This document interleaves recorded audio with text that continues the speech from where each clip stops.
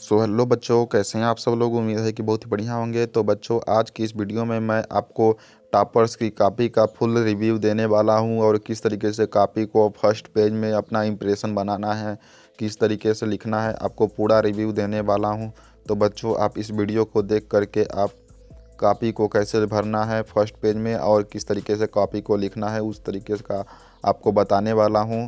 तो बच्चों, आपका जैसी कॉपी लिखेंगे फर्स्ट पेज में वैसे ही आपको नंबर एकदम चेकर्स के नंबर आपको देखने को मिल जाएंगे। तो बच्चों, आपको फर्स्ट पेज में आपको यहाँ पर पृष्ठ दिया रहेगा, तो आपको पृष्ठ यहाँ पर 24 पृष्ठ दिए रहेंगे। आपको 24 पृष्ठ देख लेना है। आपको 2022 का मैं कॉपी दिखा रहा हूँ, तो आपको 2022 के हिसाब से मैं इसका एक्सप्लेनेशन कर रहा हूँ। फिर आपको परीक्षा का विषय भर लेना है, यहाँ पर सब्जेक्ट कोड को भर लेना है सही तरीके से। यहाँ पर जिस तरीके से दिया हुआ है, परीक्षा का माध्यम हिंदी है कि इंग्लिश, यहाँ पर भर देना है।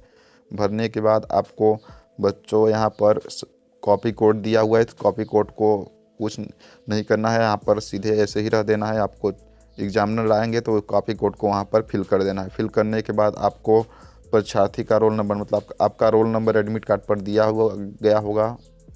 इस रोल नंबर को आपको अंकों में एवं शब्दों में भर सकते हैं। फिर आपको यह वाला लाइन दिख रहा है, इसको सिर्फ चेकर लोग ही भरेंगे, तो इस पर आपको कुछ नहीं करना है।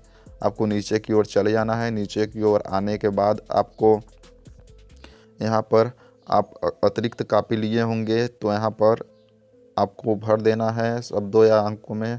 फिर अतिरिक्त कॉपी नहीं लिए होंगे तो यहाँ पर कुछ नहीं भरना है। आपको कक्ष क्रमांक को भी यहाँ पर फिल कर देना है।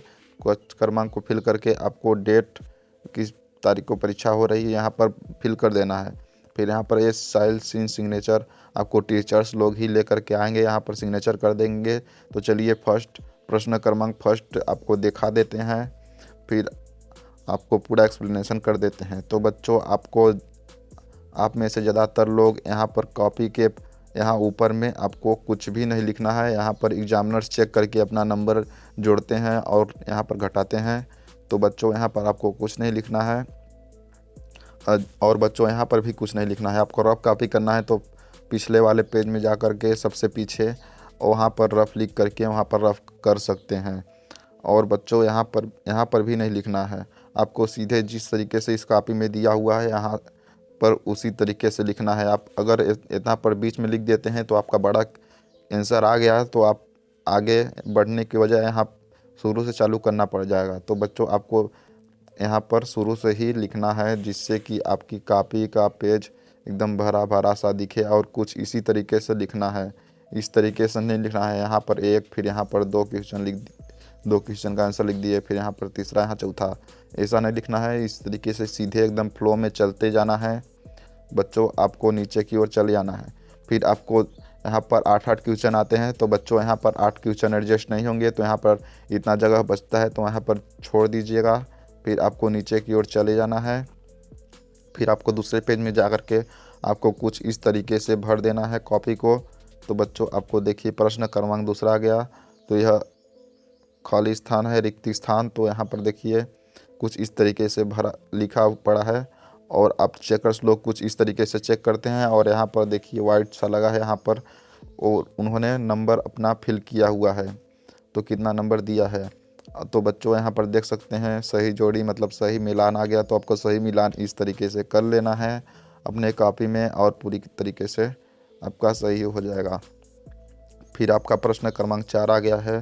प्रश्न क्रमांक 4 आपको एक शब्द में उत्तर दिया हुआ है, तो आपको बच्चों इसको एक शब्द में ही लिख सकते हैं।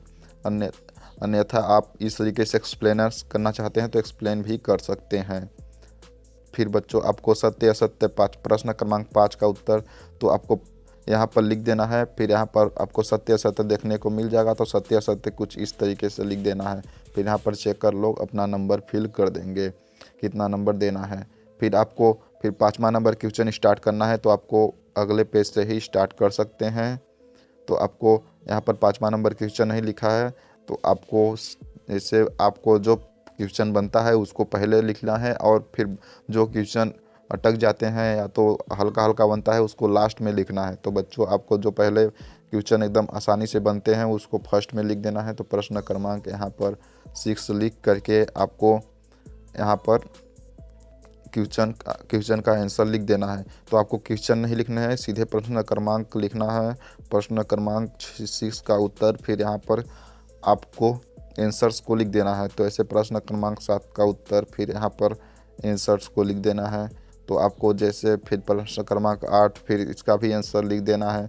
तो जो जो क्वेश्चन पूछा होगा उतना क्वेश्चन लिखना है। अधिक से अधिक न बताएं और एकदम सटीक क्वेश्चन लिखने की प्रयास करें। आपको जैसे गलती करते हैं, काट कूट करते हैं, तो यहाँ पर आपको 2 लाइन ऐसे सिर्फ खींच देना है बस। और ज़्यादा काट पीट नहीं करना है, जैसे बच्चे लोग ऐसे ऐसे छेद देते हैं, ज़्यादा काट पीट नहीं करना है। और प्रश्न क्रमांक 10 का उत्तर, तो यहाँ पर 10वां नंबर लिखना है। तो यहाँ पर इस तरीके से लिख देना है। फिर आपको जो खाली स्थान बचता है उसको इसे छोड़ देना है। इसमें पुराने की जगह बचेगी तब पर भी नहीं पुराना चाहिए। फिर यहाँ पर प्रश्न क्रमांक आपका 11 नंबर आ गया। तो प्रश्न क्रमांक 11 को आपको लिख लेना है यहाँ पर।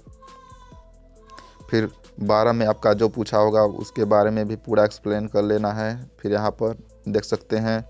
फिर आपको नीचे की ओर चले आना है। नीचे की ओर जाने के बाद आपका देखिए अंतर पूछता है मुहावरे लोकोक्ति में। तो मुहावरे लोकोक्ति में अंतर आपको कुछ इस तरीके से लिख देना है।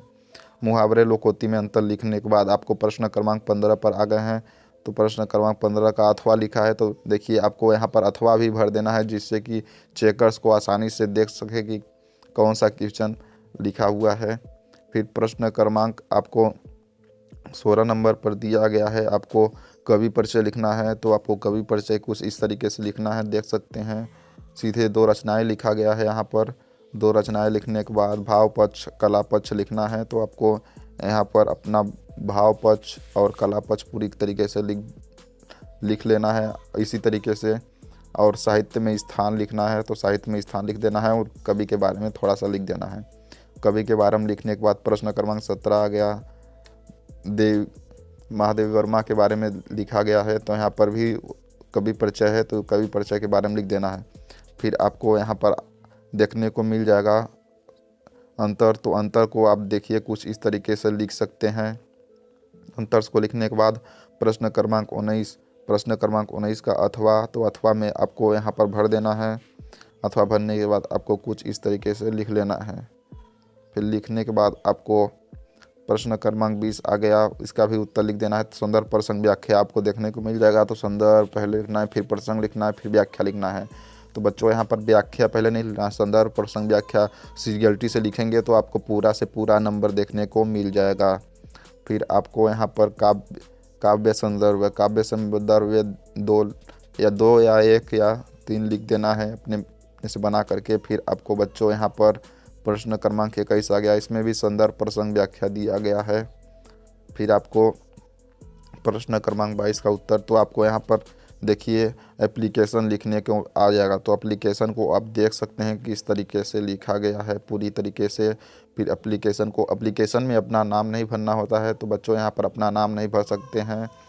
फिर आपको यहाँ पर 23 नंबर आ गया आपका बच्चों यहाँ पर निबंध को पूरी तरीके से आपको लिख लेना है। एकदम 1 से 2 पेज में आपको निबंध लिख देना है, जिससे कि आपको पूरा में पूरा मार्क्स मिलेगा। और बच्चों यहाँ पर भी कुछ नहीं लिखना है। देखिए यहाँ पर मार्क्स भरा जाता है, तो यहाँ पर मार्क्स भरेंगे।